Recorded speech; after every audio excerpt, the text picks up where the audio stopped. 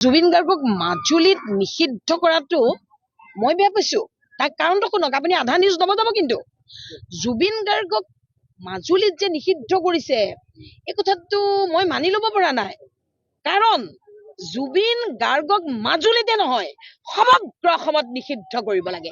সমগ্ৰ অসমত জুবিন গাৰ্গক নিষিদ্ধ কৰি দিব লাগে। তাৰ কাৰণটো মই কওঁ শুনক, আপুনি বাৰে বাৰে কৈছো আধা নিউজ নবজাব।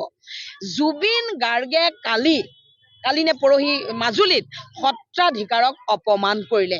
সত্ৰাধিকাৰ কি আপোনালোকে জানে? আমাৰ যেনেকে এজন মৌলানা, যেনেকে এজন মৌলবী, যেনেকে এজন মুফতি আমি যেনেকে মানি চলো, ঠিক তেনেকে অসমীয়া সত্ৰ সংস্কৃতিৰ মানুহৰ কাৰণে আপোনাৰ সত্ৰাধিকাৰজন বহুত গুৰুত্বপূৰ্ণ মানুহ। আপুনি সত্ৰাধিকাৰজনক জুবিনে নামানিব পাৰে, জুবিনে সত্ৰাধিকাৰজনক নামানিব পাৰে, কিন্তু জুবিনে সত্ৰাধিকাৰজনক তেওঁ অপমান কৰিব নোৱাৰে নহয়। আৰু এটা কথা চাব, তেওঁ কৈছে সত্ৰাধিকাৰ ভগৱান হ'ব নোৱাৰে, জুবিনে কৈছে। এতিয়া আপুনি ভাবক, মানুহে শচীন তেণ্ডুলকাৰক কি বুলি কয়? শচীন তেণ্ডুলকাৰক মানুহে ক্ৰিকেটৰ ভগৱান বুলি কয়। জুবিনকো বহুত মানুহে ভগৱান বুলি কয়। গতিকে ডাক্তৰকো বহুত মানুহে ভগৱান বুলি কয়, কয় নে নকয়? ডাক্তৰ বিলাকক কয় নে নকয় যে ডাক্তৰ ভগৱান? গতিকে আপুনি কাৰোবাক ভগৱান মানে, আপুনি কাৰোবাক কিবা মানে, সেইটো আপোনাৰ কথা, তাত মোৰ বাধা দিয়াৰ অধিকাৰ নাই নহয়।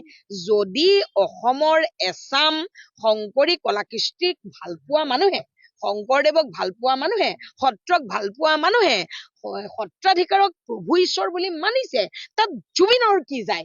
আৰু ঘেণ্টা, মই আজি কৈছো জুবিন ঘেণ্টা, ঘেণ্টা, জুবিন ঘেণ্টা। মই কৈছো ঘেণ্টা কি অকল জুবিন গাৰ্গেহে কব পাৰে নেকি?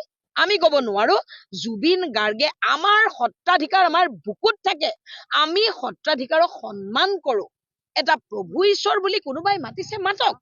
জুবিনে নামাতে নালাগে। সত্ৰাধিকাৰজনে জুবিনক বাধ্য কৰিছে নেকি যে তুমি মোক প্ৰভু ঈশ্বৰ বুলি মাতিব লাগিব? কৈছে নেকি? গতিকে জুবিন গাৰ্গ এটা মস্ত অসভ্য পাগল।